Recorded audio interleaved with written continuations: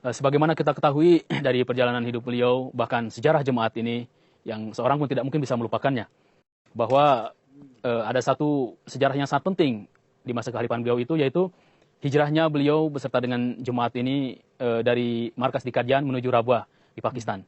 Nah ini mungkin Bapak bisa sampaikan pada kami sedikit background dari hijrah ini dan bagaimana perjalanan hijrah ini bisa sampai di sana. Nah, silakan Pak. Baik, Assalamualaikum warahmatullahi wabarakatuh. Sebetulnya tidak serta-merta saja beliau mengajak hijrah kepada jemaah Ahmadiyah ini, kepada pengikutnya. Latar belakangnya itu sejak di zaman Hadrat Masih Al-Salam, itu kaum Aryah juga sudah banyak mengadakan serangan-serangan dan kaum Arya ini siapa ini Pak? Arya itu dari Hindu. Dari Hindu Arya. Hindu Arya gitu ya. Hindu Arya. Sehingga ada yang namanya Lekram dan lain-lain sudah. Beliau diajukan ke pengadilan segala macam itu kan ada nubuatannya semua. Kemudian ada juga ketika Sikh berkuasa. Itu keras sekali, banyak pembantaian, pembunuhan, masaker itu besar-besaran juga. Kemudian Hindu juga banyak yang seakan-akan tidak dibenarkan orang-orang Islam yang minoritas di benua India itu tetap tinggal di sana. Nah jadi untuk kita mendapatkan kebebasan dalam ibadah dan juga dalam kita berdakwah, maka beliau sesuai dengan nubuatan itu memang akan hijrah. Di antara itu Tin Kocar Kanewala Hoga. Ya, ke sana itu seolah-olah markas yang ada di dalam jemaat ini, dalam Islam ini, itu akan dibangun lagi di sana, itu yang dikatakan baldatun thayyibatun wa rabbun ghafur. Nah, artinya satu negeri yang dijanjikan. Kenapa? Hazrat Muslim Maud itu beliau melihat di dalam gold room di Rabwah di Kadian itu ada, itu beliau melihat satu pemandangan kasyaf akan hijrah ke satu negeri yang gersang. Kalau Kadian itu kan banyak tumbuh-tumbuhan, buah-buahan dan sebagainya. Sawah, tapi ini adalah suatu tanah yang gersang gitu. Jadi ketika dikirim tim yang akan mensurvei di sana, didapatkanlah tanah Rabwah itu. Dibeli itu berapa puluh hektar di sana, itu, ratus hektar itu. Oh, jadi memang dipersiapkan dari sebelumnya bahwa memang akan hijrah ke sana gitu ya? Begini, latar belakangnya bukan karena kita mau hijrah, tapi bagaimana nubuatan kepada Muslim itu katanya asirong ke daftari kamujib hoga. Banyak orang yang tertawan ini akan dibebaskan oleh beliau. Nah, minoritas Islam yang ada di India ini harus dibebaskan dari tekanan-tekanan. Sholat tidak boleh, azan tidak boleh, berdakwah tidak boleh. Nah, jadi dengan beliau mempunyai inisiatif supaya kita terlepas dari negara Hindu, ya kan? Nah, ketika banyak orang sudah mulai hijrah itu, Qaid Azam Muhammad Ali Jinnah itu sudah lari dia ke London. Nah, beliau katakan, Muhammad Ali Jinnah, sekarang ini ada do it now or never. Ini kesempatan emas. Anda berdirilah di PBB sana, canangkanlah pendirian negara Islam Pakistan itu. Nah, beliau atas dorongan itulah kemudian mendirikan, artinya membangun negara Islam Pakistan. Nah, jadi banyak orang-orang Islam yang artinya hijrah ke Pakistan dan orang Hindu kembali ke India. Dan partisi ini kan tragedi berdarah ya. Oh ya, itu tragedi kemanusiaan memang pembantaian yang luar sangat biasa, besar, luar biasa itu. Satu ingat, dalam wahyu Hadrat Masih Al-Salam tentang hijrah ini, Badat Ziarah itu setelah 11. Ternyata rombongan yang dibawa oleh beliau itu dengan truk dan kendaraan itu memang 11 dia. Dan itu setelah jam 11 siang. Dan tidak ada satupun ternoda dan terluka karena hijrahnya mereka itu. Perjalanan yang penuh bahaya, Pak. Yang penuh betul-betul tangan Tuhan di atas, bayangan Tuhan di atas mereka itu. Itu terlihat sekali. Dan setelah lama beliau di tempat hijrah di sana, lalu beliau melihat itu tanah yang dilihat dalam kasaf ini persis Rabwah. Nah, kemudian dibelilah tanah itu, pemerintahan Inggris yang waktu itu masih ada itu meminta penata kota, pembuatan penataan kota. Nama kota itu sendiri apakah memang sebelumnya sudah Rabwah namanya atau belum ada nama itu? Belum ada nama. Nama itu kemudian lah Maulana Abu Atasab itu yang memberi nama itu. Tanah yang tidak bernama lah di sana. Tidak bernama, bahkan itu tempat buangan lah istilahnya. Jadi tanah yang gersang seperti biwadin ghairi jizar inda baitikal muharram. Tidak ada sumber mata air sama sekali di sana. Tidak. Itulah justru ketika beliau berdoa sunnahnya Nabi Ibrahim di 4 penjuru itu, kemudian terdapatlah sumber mata air yang sekarang itu air manis yang mengalir dari sana itu digali. Di Rabwah itu? Di Rabwah itu. Sekarang menjadi penghijauan yang luar biasa. Masya Allah. Nah jadi itu beliau memang pencetus pertama yang mendorong Qaid Azam Muhammad Ali Jinnah untuk mendeklarasikan membangun negara Islam Pakistan di sana. Oh jadi ide ininya beliau dari beliau. Andil yang sangat besar itu sebenarnya Khalifatul Masih kedua itu. Dengan tujuan untuk menyelamatkan kaum muslimin dari penindasan orang-orang Hindu di India ya. Gitu. Hindu dan Sikh juga. Dan Sikh ya. Jadi begitu hijrah ke ke tempat baru dan di sana tidak ada apa-apa dan sebagainya. Ya. Rasa-rasanya tidak logik gitu. Kalau kita timbang dengan akal pikiran kita, kalau kita lihat bagaimana kemajuan jemaat yang ada saat ini. Ya. Jadi seolah-olah mungkin waktu itu jemaat itu akan hancur, akan habis karena pindah dari ke satu tempat yang sama sekali tidak ada fasilitas dengan kondisi yang gersang, bahkan mata air pun tadi tidak ada. Lalu bagaimana jemaat bisa bisa bangkit dan bisa tersebar ke seluruh dunia? Kira-kira apa saja jasa-jasa apa saja yang beliau lakukan selama di Rabwah untuk mengembangkan jemaat ini, Pak? Pertama kan Nabi Ibrahim berdoa, Rabbi ja'al hadza balada aminan waj'alni wa bani an na'budal asnam. Jadi beliau itu membuat satu sentral, ya, pusat untuk beribadah, pusat ketauhidan. Disitulah beliau bisa berkonsentrasi bagaimana untuk menyebarkan kebenaran Islam ini ke seluruh dunia. Nah, dengan satu modal besar yaitu gerakan Tahrik Jadid dan suatu lembaga untuk kaderisasi para mubalikin dicetak di sana, melanjutkan daripada Qadian itu. Nah, kemudian disebarkan itu. Tadinya hanya sekitar India saja. Kemudian Indo-Pak dengan Pakistan. Kemudian mulai ke Timur Tengah, Afrika, ke Eropa. Menyebar itu dengan pengiriman para mubalik-mubalik itu. Nah, itu yang disebut dengan gerakan Tahrik Jadid. Gerakan Tahrik. Itu karena ada tekanan daripada gerakan Ahrar yang mengatakan akan kami tindak seperti lalat, katanya, dengan injak saja. Jemaat ini akan ditindas. Kata beliau, jangankan itu. Orang tidak akan kenal lagi siapa Ahrar itu nanti. Dan kita lihat siapa yang benar ini. Dan kita lihat jemaat ini malah berkembang di situ. Nah, itu satu. Lalu beliau melihat bahwa setiap orang itu yang dikatakan wa ma khalaqul jinna wal insa illa liya'budun. Bukan ibadah saja, tapi pengabdian. Maka beliau menyeru kepada semua lapisan jemaat, masyarakat jemaat ini untuk mengkhidmati jemaat. Ada Ansor, ada Lajnah Himailah, Khudamul Ahmadiyah, Atwaliyah, dan Nasirat. Jadi semua elemen kelompok jemaat ini harus menjadi pengkhidmat agama. Dan ada janji-janji setiap itunya itu untuk mengabdikan diri dan membela tauhid dan kebenaran Ahmadiyah ini. Nah, jadi seibarat mobil itu dengan bannya 4, ya, itu akan membawa kendaraan ini menjadi laju. Ya. Nah, inilah satu ide yang sangat cemerlang yang dikatakan zahimu fahim hoga. Sangat zahim itu brilliant, sangat luar biasa, genius, dan fahim, pemahaman luas juga. Karena beliau akan membebaskan bangsa-bangsa dan kaum istasmece pani penggi. Bangsa-bangsa dan kaum-kaum ini akan meminum dari sumber mata air ini. Jadi ini semua adalah rencana ilahi. Dengan beliau bisa berkonsentrasi di negeri hijrah Rabuah itu, beliau bisa mengembangkan misi-misi. Jadi di luar Indo-Pak itu, ya, Indo-Pak. Tadi menarik sekali ada beliau meminta kepada jemaat untuk menghormati jemaat ini, kepada anggota jemaat untuk menghormati jemaat ini. Lalu beliau tadi Bapak sebutkan beberapa nama Ansor, Khudam, Lajnah dan sebagainya. Nah, ini mungkin Bapak bisa jelaskan secara lebih spesifik lagi badan-badan ini.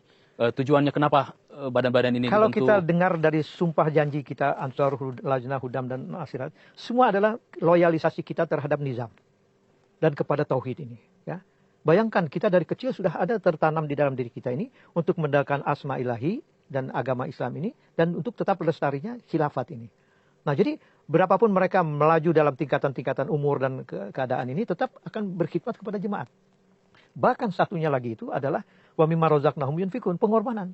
Sebagaimana Nabi Ibrahim berkorban dia, ya, dengan ruh pengorbanan, Masih Maud alaihissalam juga dengan al-wasiat yang dicanangkan oleh Allah SWT, dan kita pun dengan candah dan al-wasiat dan pengorbanan yang dikatakan Tahrik Jadid, ada 26 tuntutan pengorbanan ini.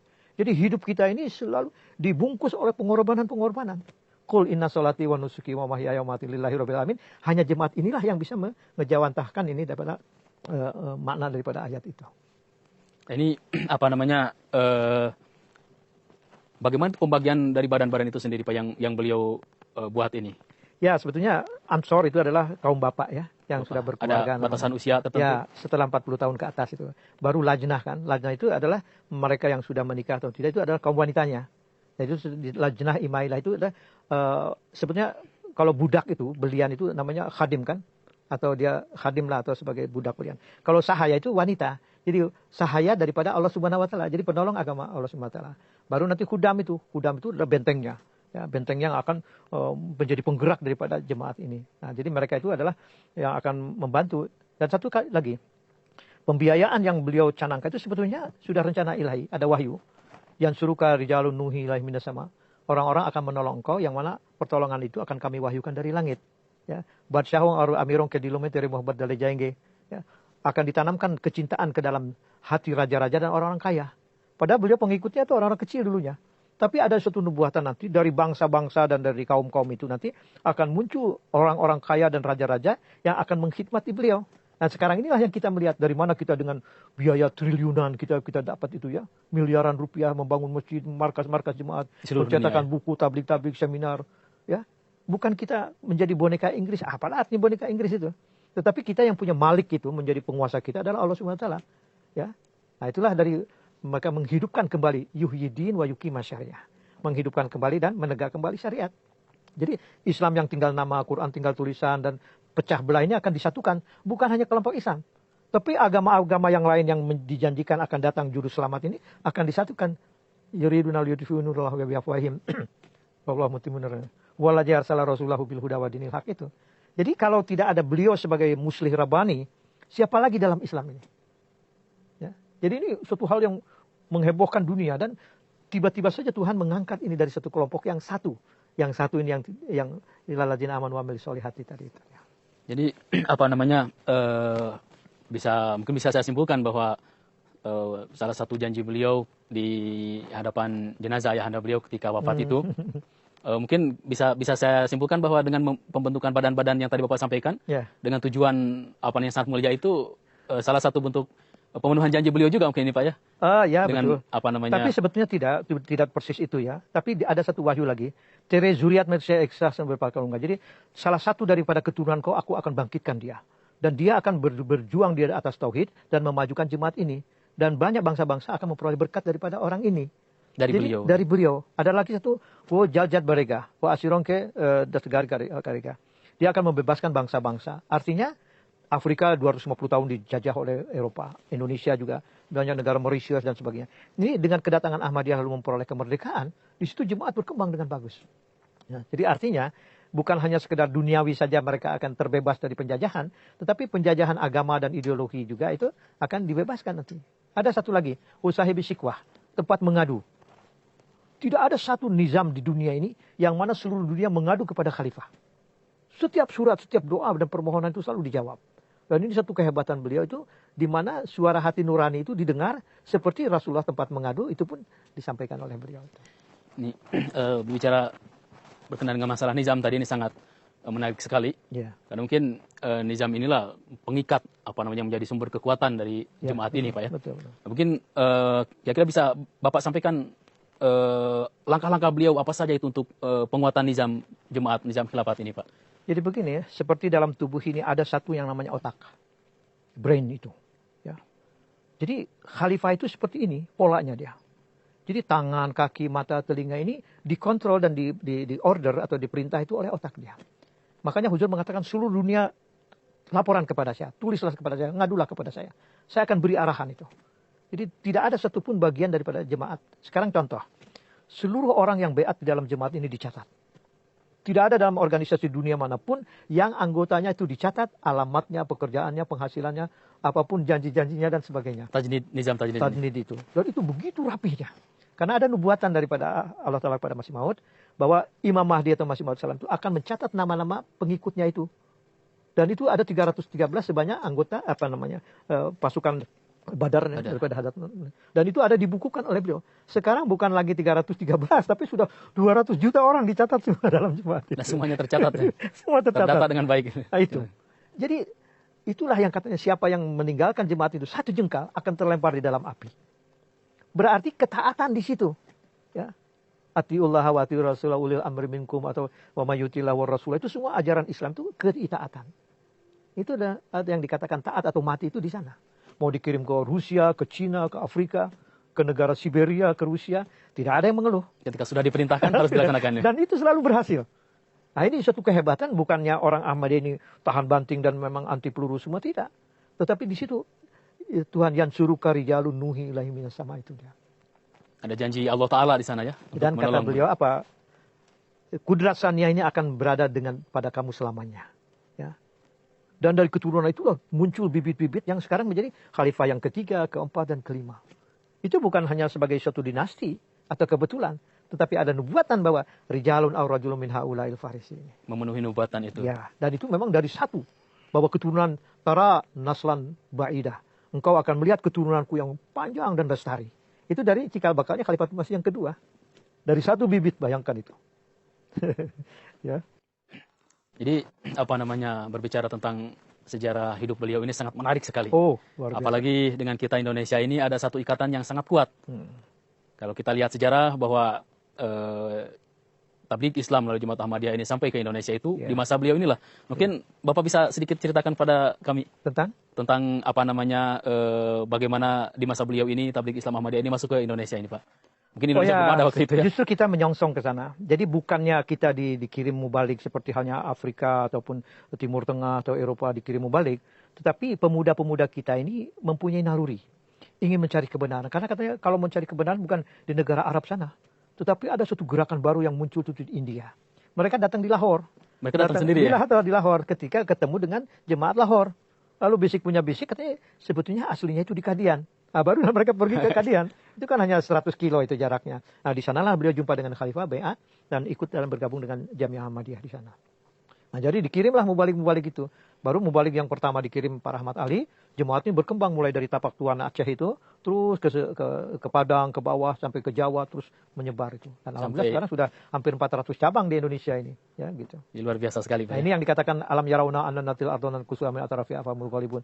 Jadi kami mendatangi bumi dari 4 wawasan ini, dan mereka menyempitkan wawasan mereka. Nah, itu dia. Jadi, apa namanya,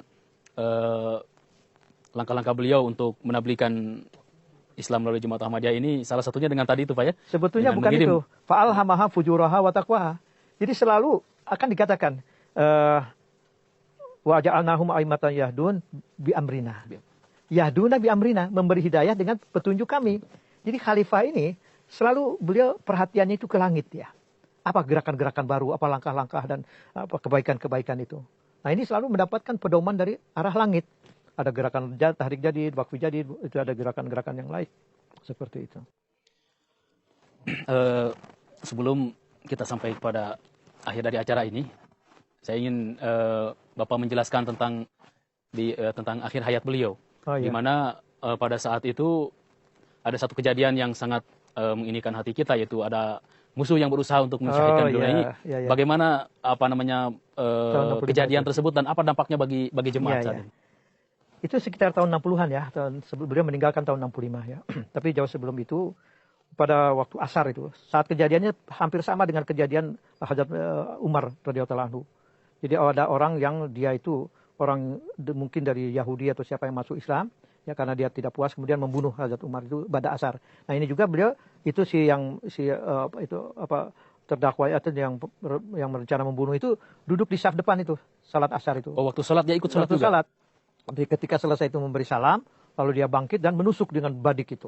Nah, beliau bercucuran darah itu. Lalu sudah bercucuran darah itu beliau dipayang oleh Pak Saleh Nahdi dan yang lain juga dibawa. Tapi ada mahasiswa kita. Pak Saleh Nahdi ada di sana waktu itu. Nah, beliau mengatakan jangan diapa-apakan orang itu, jangan sampai dia itu disakiti. Nah, beliau sampai dirawat 1 tahun lebih beliau di sana itu. Dan anehnya itulah yang dikatakan umur panewala hoga. Beliau akan diberi usia yang sangat panjang. Itu kan 75 tahun beliau itu kan umurnya ini. Nah, berarti artinya walaupun dalam keadaan sakit begitu beliau tetap memimpin nizam jemaat ini. Jadi usaha pensyahidan itu tidak berhasil Pak? Tidak berhasil, dan beliau sembuh lagi. Lalu pergi ke Eropa juga setelah itu. Jadi artinya tergenapi nubuatan tadi. Ya, walaupun hanya 1 mili saja itu luka yang dalamnya itu, akhirnya beliau sembuh sekarang itu dengannya. Itu ada dampaknya bagi jemaat itu Pak? Oh ya, itu menyatu semua. Walaupun beliau dalam keadaan sakit selama 1 tahun penuh itu, tetap beliau memimpin jemaat ini dalam persatuan dan kesatuan itu. Sangat menarik sekali, dan tidak terasa kita sudah hampir 1 jam yang ngobrol mengulas tentang sisi kehidupan beliau, jasa-jasa beliau juga di jemaat ini, bagaimana beliau yang lahir melalui nubuatan bahkan dari Allah SWT sebagai bukti kebenaran dari Hadrat Masih Maud SAW. Kemudian secara sempurna telah zahir juga dalam diri beliau, dan diantara sekian banyak jasa-jasa beliau ini tadi Bapak sudah sampaikan bagaimana beliau menguatkan nizam jemaat ini. Kemudian dalam hal pertabligan juga dengan mengirim berbagai mubalik ke seluruh dunia, juga membentuk badan-badan untuk menguatkan pendidikan jemaat mungkin Pak ya, tabligh dan tarbiyat. Terakhir saya haturkan terima kasih banyak jazakumullah khairan jaza, Bapak sudah mengiringi kami selama hampir 1 jam ini. Sebetulnya masih banyak sekali tema-tema yang ingin diangkat, tetapi waktu yang membatasi kita. Pemirsa MTA di mana saja Anda berada, demikianlah dialog spesial edisi kali ini yang berkenaan dengan Hadrat Muslim Maud radhiyallahu taala anhu. Tadi kita sama-sama sudah simak pemaparan beliau dengan panjang lebar. Meskipun sebetulnya masih banyak sekali hal-hal yang perlu diulas, akan tetapi pada lain kesempatan insya Allah kita akan sama-sama ulas kembali. Saya Rahmat Hidayat dan juga segenap kru MTA Internasional Program Indonesia mengucapkan terima kasih dan mohon undur diri. Assalamualaikum warahmatullahi wabarakatuh.